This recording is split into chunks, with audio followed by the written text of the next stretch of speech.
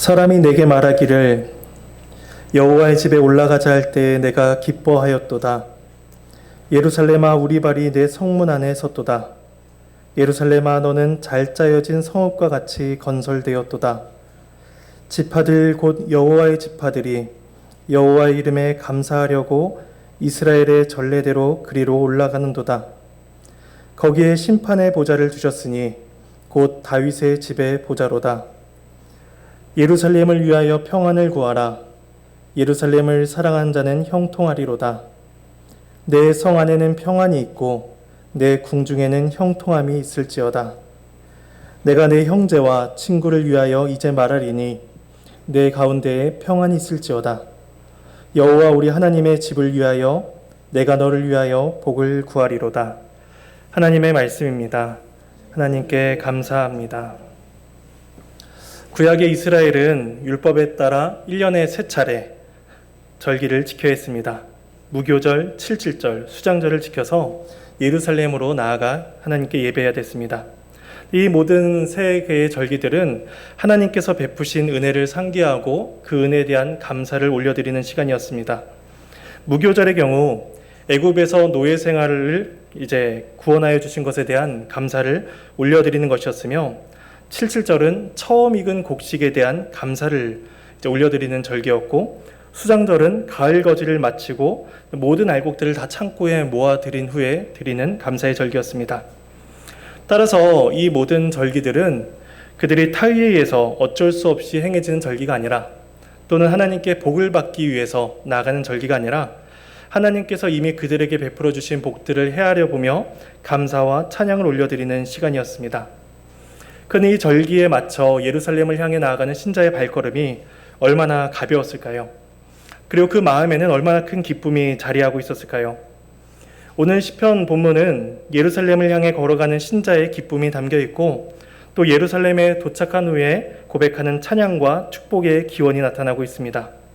우리는 오늘 말씀을 통해서 이 시편 기자의 감사와 기쁨, 감격이 우리에게서도 나타나고 있는지, 또 오늘 본문 말씀을 통해서 교회와 예배를 대하는 우리의 자세가 어떤지를 살펴볼 수가 있을 것입니다. 먼저 1절과 2절에서는 예루살렘을 향한 순례자의 기쁨이 고백이 되고 있습니다. 1절에 사람이 내게 말하기를 여호와의 집에 올라가자 할 때에 내가 기뻐했도다 라고 말합니다. 시인은 어떤 사람으로부터 여호와의 집에 올라가자 라는 권면을 들었을 때에 기쁨을 고백하고 있습니다. 여기에서 기뻐하다라는 단어는 그냥 일반적인 기쁨, 즐거움 이런 것들을 표현하는 단어보다 훨씬 더 강렬하고 훨씬 더 생생한, 또 생기가 넘치는 그런 감정을 표현할 때 사용되는 단어입니다. 근데 이 시편의 표제를 보면은 성전에 올라가는 노래이면서 또 다윗의 시이다라고 이야기를 하고 있습니다. 다윗이 왕으로서 얼마나 많은 세상적인 즐거움들을 누릴 수가 있었을까요?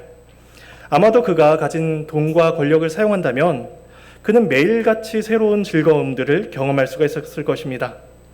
그런데 다윗이 바라는 참된 기쁨은 세상적인 것에 있지 않았습니다. 다윗은 누군가가 자신을 향해서 우리가 여호와의 집에 함께 올라가자 이렇게 말을 할 때에 그는 이 말을 누구보다도 기뻐하고 즐거워했습니다. 그렇다면 우리들의 진정한 기쁨이 무엇인지를 생각해 보면 좋겠습니다. 또 우리가 6일 동안 힘써서 일해야 하는 까닭이 무엇인지를 생각해 보면 좋겠습니다.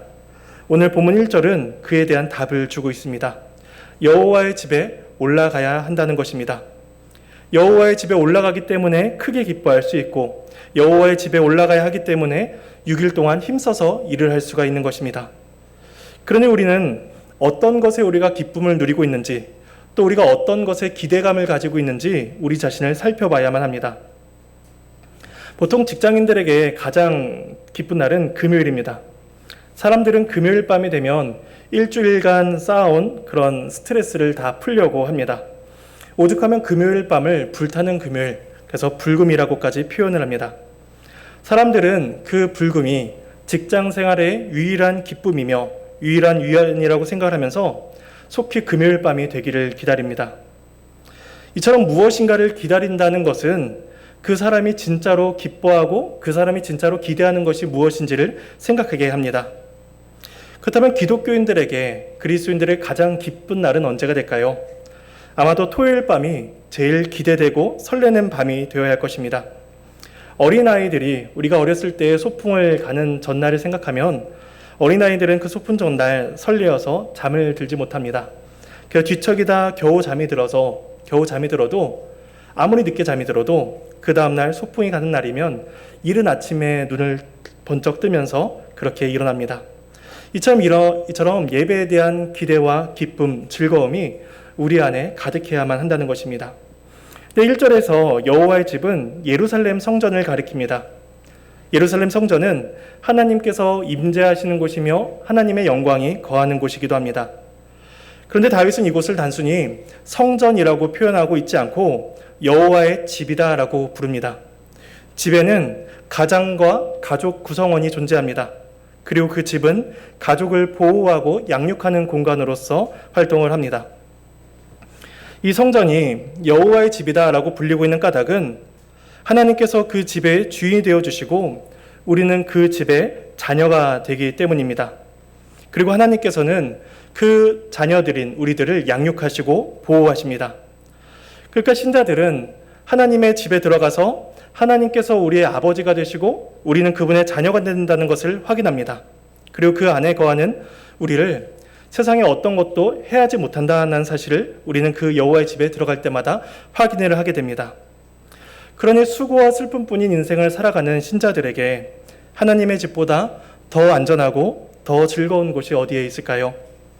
우리는 언제나 여호와의 집에 올라가기를 기뻐하고 또 여호와의 집에 함께 올라가자라고 그렇게 권해야만 합니다. 이러한 기쁨이 우리에게 있기를 소망합니다. 2절 말씀에 예루살렘아 우리 발이 내 성문에 섰도다라고 합니다. 2절은 예루살렘에 도착했을 그때의 감격을 이제 토로하고 있는 것입니다. 아마도 이스라엘의 전 지역에서 예루살렘을 향해서 나오는 길은 결코 쉽지 않았을 것입니다. 그 어려움이 어떠한지 우리는 시편 바로 앞에 121편을 통해서 그 어려움을 짐작을 해볼 수가 있습니다. 내 발이 실족할 수 있는 곳, 또 낮의 해와 밤의 달이 안전을 위협하는 곳, 그것이 예루살렘을 향해 걸어가는 걸음걸음이었습니다.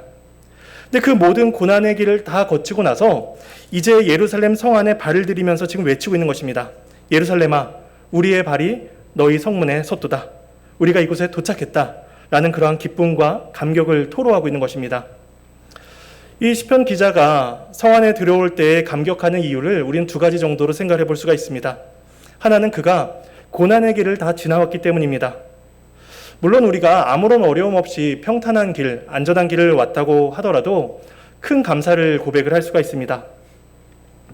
하지만 고난의 순간순간마다 졸지 아니하신 하나님을 경험하고 순간순간마다 모든 환난으로부터 자기를 지키신 하나님을 경험한다면 그 감사와 고백은 이루 말할 수가 없을 것입니다.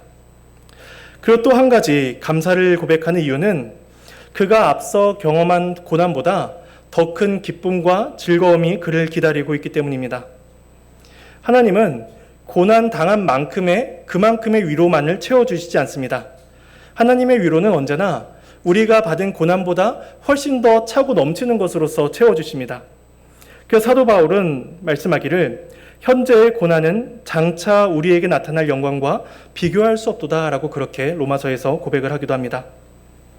우리가 예배로 나올 때마다 이 감격을 고백할 수 있는 까닭은 하나님께서 우리 삶의 고난마다 함께 하심을 우리는 경험하기 때문입니다.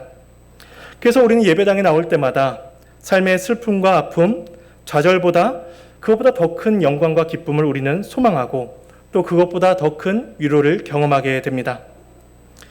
그러니 이 시편 기자가 고백하는 예루살렘아 우리 발이 내 성문 안에 섰도다라는 이 감사의 고백은 우리가 예배에 나올 때마다 우리의 심령 가운데서 고백되어져야 하는 고백과 같은 것입니다.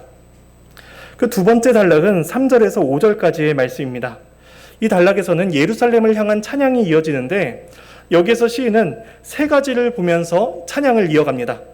먼저 3절입니다. 예루살렘아 너는 잘 짜여진 성읍과 같이 건설되었도다. 이 저자가 다윗이 보는 첫 번째 대상은 예루살렘 성읍입니다. 근데 그 예루살렘 성읍이 잘 짜여져 있다라고 이야기합니다. 이 짜여져 있다라는 것은 이렇게 매듭매듭으로 묶여 있는 것으로 이게 서로가 잘 연합되어 있는 것을 의미합니다. 그리고 연결되어 있는 것을 뜻할 때 사용되는 단어입니다. 그래서 이 잘 짜여져 있다라는 것은 1차적으로는 예루살렘 성 안의 건축물들이 질서 있게 잘 세워져 있다는 것을 보여주는 표현입니다. 본래 예루살렘은 다윗이 그 성을 정복하기 이전부터 이미 뛰어난 성읍 중에 하나였습니다. 우리가 이전에 사무엘하 5장에서 본 것처럼 맹인과 다리전자도 다윗을 막을 수 있다라고 말을 할 수 있을 만큼, 그렇게 자신감을 가지고 대적을 할 수 있을 만큼 예루살렘 성 자체는 난공불락의 성으로 여겨지던 곳이었습니다. 근데 이 시편 저자가 그렇게 정치적인 혹은 군사적인 그러한 형세를 보면서 예루살렘을 찬양하는 것이 아닙니다. 여기에서 예루살렘이 잘 짜여진 성읍과 같다라고 고백하는 것은 그 성의 왕이신 하나님께서 그 성을 질서 있고 통일성 있게 다스리시는 것을 암시해주고 있습니다. 그래서 칼빈은 이에 대해서 훌륭한 질서와 거룩한 정치로 예루살렘이 구별되어 있다, 그것을 보여준다라고 칼빈은 설명을 합니다. 한 나라의 지도자가 누구냐에 따라서 그 나라의 정세가 바뀌곤 합니다. 만일에 주먹구구식으로 정치를 하는 왕이라면 그 나라의 실정은 이내 무질서하게 될 것입니다. 하지만 모든 것을 계획 있고 또 지혜롭게 운영해가는 왕이 있다면 그 나라는 마치 잘 짜여진 직조물처럼 정확하게 그 나라가 세워지는 것을 우리는 보게 됩니다. 따라서 이런 왕의 통치를 보는 백성들이라면 다른 나라의 통치를 부러워하지 않습니다. 근데 구약의 이스라엘은 이러한 사실을 깨닫지 못했습니다. 사무엘상에서 이스라엘이 하나님에게 우리에게 왕을 주소서라고 요구했던 까닭은 그들이 이러한 하나님의 통치를 깨닫지 못했기 때문입니다. 그들은 하나님께서 이렇게 매듭매듭 지어가시면서 하나의 결과물을 만들어 가시는 것, 하나님의 지혜와 하나님의 통일성을 그들은 깨닫지 못했습니다. 그러니까 하나님의 지혜로우신 통치를 깨닫지 못하고 있으니 그들에겐 언제나 하나님의 통치는 불만스러운 것이었습니다. 그러니 세상과 같은 왕을 요구할 뿐이죠. 하지만 잘 짜여진 예루살렘을 보며 찬양을 하는 백성은 그곳을 다스리시는 하나님으로 말미암아 만족감을 누리게 됩니다. 아, 우리의 왕이 다 뜻이 있으시겠지. 이 결과물들을 봐봐라. 하나님께서 이와 같이 질서 있고 통일성 있게 이 나라를 다스리시니 우리의 삶도 이렇게 다스리실 거야 라는 고백을 모든 백성들이 하면서 그 왕을 신뢰하게 되는 것입니다. 첫 번째로 이제 이 저자는 예루살렘 성을 보면서 그렇게 찬양을 합니다. 그 저자는 두 번째 대상을 이제 보게 됩니다. 4절입니다. 지파들 곧 여호와의 지파들이 여호와 이름에 감사하려고 이스라엘의 전례대로 그리로 올라가는도다. 두 번째 보는 대상은 여호와의 지파들입니다. 3절에서 잘 짜여진 성읍과 같다라는 것은 1차적으로는 잘 정돈된 예루살렘 성들을 가리킨다, 건물들을 가리킨다라고 말씀을 드렸습니다. 근데 2차적인 의미로는 그 잘 짜여진 것은 이스라엘 12지파를 의미하기도 합니다. 시편의 저자는 예루살렘 성 안에 절기를 맞춰 질서 있게 올라온 12지파들을 바라보게 됩니다. 그들은 마치 각각이 다른 모습이지만 조화를 이루면서 하나의 건물을 이루고 있는 것처럼 서로가 하나가 되고 연합이 되어서 완벽한 아름다운 교제를 나누고 있었습니다. 사실 이스라엘 12지파는 각기 다른 지역에서 다른 모습으로 살아가는 자들이었습니다. 그들은 각기 다른 어머니 밑에서 자라면서 태어나서 이복 형제로 이제 생활을 하게 됐고 시기와 다툼, 갈등 속에서 살아갈 수밖에 없었습니다.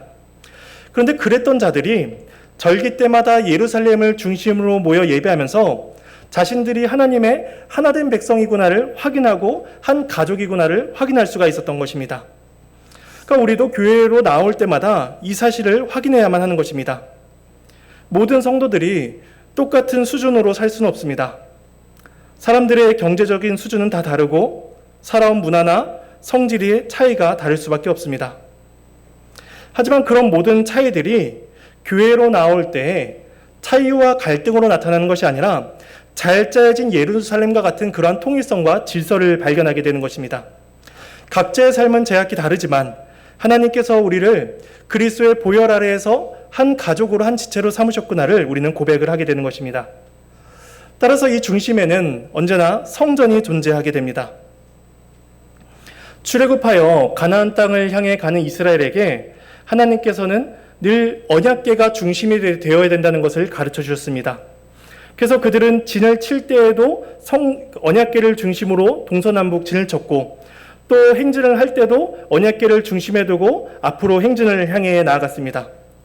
이처럼 늘 하나님께서는 이스라엘의 중심에 하나님께서 계셔야 된다는 것을 보여주셨습니다. 하나님은 40년의 광야 생활 동안 이스라엘에게 그것들을 보고 깨닫고 경험하고 익히게 하셨습니다. 그러니까 이스라엘은 각자의 뜻대로 무질서하게 생활하고 나아가는 것이 아니라 철저하게 하나님의 지배 아래, 하나님의 통치 아래에서 질서 있게 세워지도록 부름을 받고 있는 것입니다. 그리고 하나님의 이러한 다스림의 결과는 감사함으로 이어지게 됩니다. 4절에 여호와의 지파들이 여호와의 이름에 감사하려고 라고 이야기합니다. 하나님께 나아가는 궁극적인 이유는 하나님께서 우리에게 주신 은혜에 대한 감사를 고백하기 위해서입니다. 설교 초두에 말씀드린 바와 같이 세 개의 절기는 모두 하나님의 은혜를 상기하면서 하나님께 감사를 올려드리는 데 목적이 있었습니다. 그렇다면 예배에 나오는 목적이 무엇일까요? 그것은 하나님께 감사하기 때문입니다. 또한 우리가 교회로 모여서 하나님의 하나된 백성임을 확인할 때에 나오는 고백은 무엇일까요? 그 또한 감사인 것입니다. 그는 신자의 모든 신앙생활의 시작과 끝은 감사로 시작해서 감사로 끝난다라고 말을 해도 무방할 것입니다. 이제 시편 기자는 세 번째 대상을 보면서 찬양을 이어가게 됩니다. 5절 말씀입니다. 거기에 심판의 보좌를 두셨으니 곧 다윗의 집의 보좌로다. 세 번째 찬양의 대상은 심판의 보좌입니다. 한글 성경에는 나타나 있지 않지만 이 5절 앞에서는 이유를 나타내는 접속사로 시작을 하고 있습니다. 그러니까 그 접속사를 집어넣어 읽어보면 왜냐하면 거기에 심판의 보좌를 두셨기 때문입니다 라고 볼 수가 있는 것이죠. 그래서 이것을 4절과 연결해서 본다면 12지파가 하나님께 감사할 수 있었던 것은 그곳에 심판의 보좌가 있었기 때문입니다 라고 우리는 해석을 할 수가 있습니다. 이 심판의 보좌는 공의로운 판단이 이루어지는 장소입니다. 각기 다른 12지파가 하나님께 나와 하나로 연합되고 또 하나님께 예배할 수 있었던 것은 그들이 하나님의 동일한 판단과 하나님의 동일한 다스림을 받고 있었기 때문입니다. 그러니까 예루살렘은 단지 예배와 찬양의 장소가 아니라 하나님의 정의가 드러나며 하나님의 통치가 실현되는 장소였던 것입니다. 그래서 하나님께서 자기 백성을 다스리시는 것이 심판의 보좌로 표현이 되고 있습니다. 게다가 5절은 다윗의 집의 보좌를 심판의 보좌와 연결하여 설명합니다. 이 저자가 다윗의 보좌와 심판의 보좌를 연결하고 있는 까닭은 하나님의 통치가 다윗을 통해서 실현되고 있기 때문입니다. 다윗은 이스라엘의 모든 왕들 중에서 하나님의 뜻을 가장 잘 실현한 왕이었습니다. 이스라엘은 다윗을 통해서 메시아의 통치가 얼마나 복되고 또 메시아의 통치가 얼마나 공의로운가를 그들은 경험할 수가 있었습니다. 그리고 이 다윗의 보좌는 지금 우리에게도 여전히 베풀어지고 있습니다.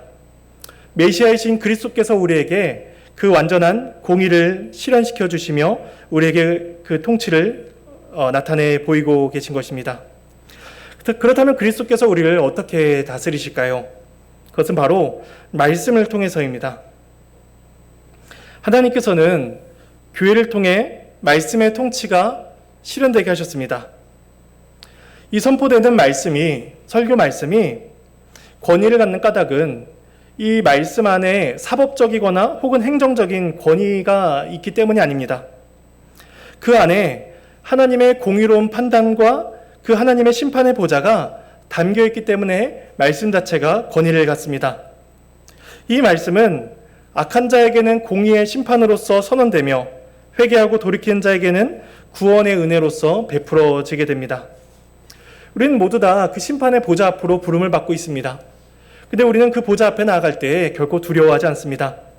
왜냐하면 그리스도 안에서 우리의 모든 죄가 다 해결을 받았고 따라서 우리는 아무런 두려움 없이 그 앞에 나아가 말씀의 지도를 받고 있게 됩니다.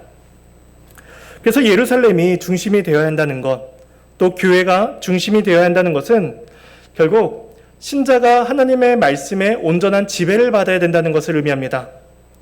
성도가 말씀의 지배를 온전히 받을 때에 교회의 하나됨이 가능해지며 또 온전한 감사와 하나님께 영광을 돌려드리는 일이 가능해집니다. 따라서 모든 성도는 심판의 보좌 앞에, 다윗의 보좌 앞에 나아가기를 사모해야 될 것입니다. 그리고 그분의 통치를 받기를 우리는 즐겨야 되는 것입니다. 그러므로 우리가 예수 그리스도의 말씀의 다스림을 과연 기쁨으로 받고 있는지 우리는 우리 자신을 돌아봐야만 할 것입니다. 이제 예루살렘을 향한 찬양을 고백한 이 저자는 이제 예루살렘을 향한 축복의 기원으로서 말씀을 이어갑니다. 6절에서 9절까지의 말씀입니다. 먼저 6절 말씀입니다. 예루살렘을 위하여 평안을 구하라. 예루살렘을 사랑한 자는 형통하리로다.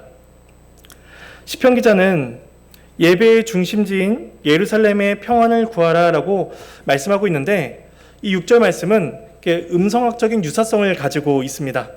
왜냐하면 평안이라는 말은 이제 우리가 잘 아는 샬롬이라는 단어입니다. 그리고 예루살렘에서도 샬롬이라는 어근이 들어가 있습니다. 그래서 예루살렘이라는 뜻은 샬롬의 도성, 평안의 도성이라는 뜻을 가지고 있는 것이죠. 그리고 구하라, 평안을 구하라 라고 할 때 이 구하라 라는 단어도 샬롬과 비슷한 샤알이라는 히브리어 단어를 쓰고 있습니다. 그래서 이 저자는 6절 말씀에서 평안의 도성의 평안을 구하라 라는 그 음성학적인 유사성을 통해서 굉장한 평안을 강조하고 있습니다. 게다가 7절과 8절에서도 평안함, 형통함을 이야기하고 있는데 이 또한 샬롬이라는 단어를 어근으로 하고 있습니다. 그러니까 이 마지막 6절에서 9절까지의 단락은 굉장히 평안에 대한 강조를 하고 있다는 것을 우리는 보게 됩니다. 그렇다면 왜 시편 저자가 이토록 평안을 강조하고 있는 것일까요? 그 이유는 우리에게 그러한 평안이 필요하기 때문입니다. 죄로 인한 슬픈 인생을 살아가는 우리들에게 진정한 평안이 있다면 샬롬이신 하나님께 나아가는 것뿐입니다. 평안의 도성인 예루살렘으로 나아가 하나님을 만나고 또 그곳에서 삶의 모든 공고한 문제들을 내려놓을 때 하나님께서 우리에게 참된 평안을 주시기 때문입니다. 그래서 예루살렘의 평안을 구한 자는 예루살렘을 사랑하는 자입니다. 그리고 예루살렘을 사랑하는 자는 그 안에서 주어지는 형통함을 경험하게 됩니다. 그 이어지는 7절과 8절에서 이제 이 다윗은 두 가지 평안을 구합니다. 평안을 구하는 대상이 두 가지가 나오는데 첫 번째 대상은 예루살렘 성이고 두 번째 대상은 그 안에 소속되어 있는 사람들입니다. 먼저 7절 말씀입니다. 내 성 안에는 평안이 있고 내 궁중에는 형통함이 있을지어다. 내 성안, 내 궁중은 모두 예루살렘을 가리키는 표현입니다. 이때 내 성안이라는 것은 이렇게 벽으로 둘러싸인 요새와 같은 성을 가리킵니다. 예루살렘의 성벽이 외부로부터 침략하는 적들로부터 그들을 보호해주는 중요한 역할을 하고 있는 것입니다. 만일에 성벽이 무너져 있고 성벽에 아무런 방비가 되어 있지 않으면 그 성은 요새로서 아무런 역할도 하지 못합니다. 하지만 그 성벽이 견고하게 서 있고 그 성벽이 어떠한 공격도 막아낼 수 있는 충분한 능력을 가지고 있다면 전쟁 중에 가장 안전한 사람은 그 성벽 안에, 그 요새 안에 들어가 있는 사람일 것입니다. 이처럼 예루살렘 성벽이 이스라엘 안에, 예루살렘 안에 들어온 사람들을 보호하고 있듯이 하나님께서 악한 마귀로부터 우리를 보호하신다면 그 안에는 평안이 임하게 될 것입니다. 그리고 이어서 내 궁중에 형통함이 있기를 구합니다. 이때 궁중은 왕이 거하는 장소입니다. 그곳에서 왕의 통치가 실현이 됩니다. 따라서 궁중이 형통하다는 것은 그 나라의 정세가 형통하다는 것을 뜻합니다. 그렇다면 어떻게 궁중의 형통함이 임할 수가 있을까요? 우리는 신명기 말씀을 통해서 왕에게 요구되는 말씀을 생각을 해볼 수가 있습니다. 하나님께서 신명기에서 명령하시기를 이스라엘의 왕은 금과 은과 병마를 많이 두지 말고 애굽도 의지하지 말라라는 명령을 주셨습니다. 그가 유일하게 가까이 하고 그가 유일하게 자주 찾아볼 것은 바로 하나님의 말씀이었습니다. 그 말씀을 옆에 두고 자주 읽고 하나님 경외하기를 배우라. 그것이 왕의 참된 역할이다라고 말씀해 주셨습니다. 그렇게 할 때 하나님의 바른 통치가 이스라엘에 실현이 되고, 그렇게 할 때 이스라엘의 궁정의 형통함이 나타나기 때문입니다. 이처럼 예루살렘의 성과 또 예루살렘의 궁중의 형통함을 구한 이 시편의 저자는 이제 그 안에 소속되어 있는 사람들의 형통함을 위해서 간구합니다. 8절입니다. 내가 내 형제와 친구를 위하여 이제 말하리니 내 가운데에 평안이 있을지어다. 다윗에게 예루살렘에 대한 관심만큼이나 큰 관심을 가지고 있는 것은 바로 형제와 친구에 대한 것이었습니다. 그렇다면 이 형제와 친구들은 어떤 사람이었을까요? 우리 오늘 본문을 통해서 생각을 해볼 수가 있습니다. 1절에서 그 친구는 여호와의 집에 올라가자 라고 그렇게 권하는 사람이었습니다. 또 2절에서 우리 발이 성문 안에 섰도다 라고 감격할 때에 그 자리에 함께 서서 감격을 토로하는 사람입니다. 또 4절에서 여호와의 이름에 감사하려고 올라가는 잘 짜여진 질서와 통일성을 가지고 있는 사람입니다. 이 친구와 이 형제들을 지금 우리들에게 적용한다면 바로 우리들 옆에, 여러분 옆에 있는 분들이 바로 친구와 형제들인 것입니다. 그들이 바로 사랑하는 가족이고 우리의 교우이며 나그네 교회의 지체들인 것입니다. 우리가 전도회를 통해서 또 각 부서를 통해서 교제하고 기도 제목을 나누는 까닭이 무엇일까요? 그것은 한 가지입니다. 그들을 위해서 함께 기도하기 위해서입니다. 그들 가운데 형통함이 임하고 그들 가운데 평안함이 임하기를 바라기 때문입니다. 그래서 우리가 여호와의 집에 함께 올라가자 라고 권할 때 어느 누구도 망설이지 않고 어느 누구도 주저하지 않고 그래 내가 함께 가겠다. 내가 함께 기쁨으로 그 길을 걸어가겠다라고 대답하고 반응할 수 있도록 그들이 형통할 수 있는 그러한 삶이 되도록 우리는 기도해야 된다는 것입니다. 신앙생활은 혼자 해도 충분히 가능해 보입니다. 집에서 혼자 말씀을 읽고 집에서 혼자 찬양을 하고 또 요즘에는 집에서 온라인으로 예배를 드리는 것도 가능해졌습니다. 다른 사람과 교제하지 않아도 또 다른 사람이 잘못되든 잘되든 관계없이 내 생활에는 아무런 문제가 없어 보입니다. 그런데 성경은 신앙생활이 홀로 이루어지지 않고 있음을 우리에게 말씀해 주고 있습니다. 사도 바울은 에베소서에서 이렇게 말씀합니다. 그에게서 온몸이 각 마디를 통하여 도움을 받음으로 연결되고 결합되어 각 지체의 분량대로 역사하여 그 몸을 자라게 하며 사랑 안에서 스스로 세우느니라. 에베소서 4장 16절에서 말씀을 합니다. 그러니까 각각이 다르게 교회 안에서 활동을 한다는 것입니다. 각 마디가 제각기 움직이는 것 같지만 각 마디가 서로 도움을 주고 있고 도움을 받고 있으며 서로 연결되고 결합되고 있어서 각 지체의 분량대로 그 역할을 감당하고 있다는 것입니다. 그렇게 함으로써 그 몸이 자라게 하고 그 몸이 사랑 가운데 세워지게 하고 그렇게 함으로써 교회가 온전해진다는 것입니다. 그렇게 세워지는 것이 교회이며 그것이 우리의 신앙생활이다라고 성경은 말씀합니다. 그러므로 우리는 성도의 형통함을 구하고 형제를 돌아보기를 부지런히 해야만 하는 것입니다. 마지막 9절 말씀에 이렇게 말씀합니다. 여호와 우리 하나님의 집을 위하여 내가 너를 위하여 복을 구하리로다. 다윗은 앞서서 그 예루살렘 도성과 또 그 안에 속해 있는 백성들, 형제들, 친구들을 위해서 간구를 했는데 다시 한번 복을 구합니다. 그러니까 이것은 각각 다른 대상들을 구하는 것이 아니라 그러니까 건물이나 사람들을 각각 두고 별개로 구하는 것이 아니라 결국에는 하나를 두고 구하고 있는 것입니다. 바로 하나님의 집과 하나님의 집을 구성하고 있는 그 일원들을 위해서 간구하고 있는 것입니다. 그러므로 다윗의 모든 관심은 그 언약 공동체에 있습니다. 그 언약 공동체가 얼마나 건강하게 세워지고 있는가, 그 안에 소속되어 있는 사람들이 형통함과 평안 가운데 얼마나 잘 연합되어 있어서 세워지고 있는가, 다윗의 모든 관심이 있는 것입니다. 이것을 우리에게 보여주는 것이 1절과 또 마지막 9절에서 여호와의 집을 표현하고 있고 또 마지막에는 하나님의 집을 언급합니다. 그러니까 수미상관 형식으로 여호와의 집과 하나님의 집이 1절과 9절에서 이 말씀을 감싸고 있는 것이죠. 그러니까 다윗의 모든 관심은 이 여호와의 집에 있었습니다. 다윗은 하나님이 계신 그 예루살렘 성을 향해서 나아갈 때에 진정한 기쁨을 경험할 수가 있었고, 또 그곳에서 이루어지는 공의로운 판단을 통해서 하나님의 통치와 하나님의 질서를 발견할 수가 있었으며, 또 그곳에서 공동체를 구성하고 있는 형제 자매들을 보면서 하나님의 은혜와 하나님의 사랑을 발견할 수가 있었던 것입니다. 따라서 다윗이 소망했던 이러한 소망과 또 다윗이 기뻐했던 그 즐거움과 감격이 우리에게도 있어야 할 것입니다. 그래서 우리는 서로를 향해서 함께 여호와의 집에 올라가자, 함께 교회로 나아가자 라고 그렇게 권해야만 하는 것이며, 그 권함을 할 때, 또 누군가에게 그 권함을 받을 때에 우리는 누구보다 큰 기쁨과 감격을 느껴야만 하는 것입니다.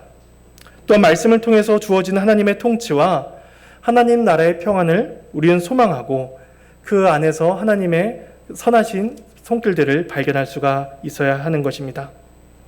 이러한 모든 신앙의 여정 속에서 하나님의 손길과 또 하나님께서 주시는 위로와 하나님께서 우리에게 주시는 차고 넘치는 기쁨이 우리 가운데에 있어야만 하는 것입니다.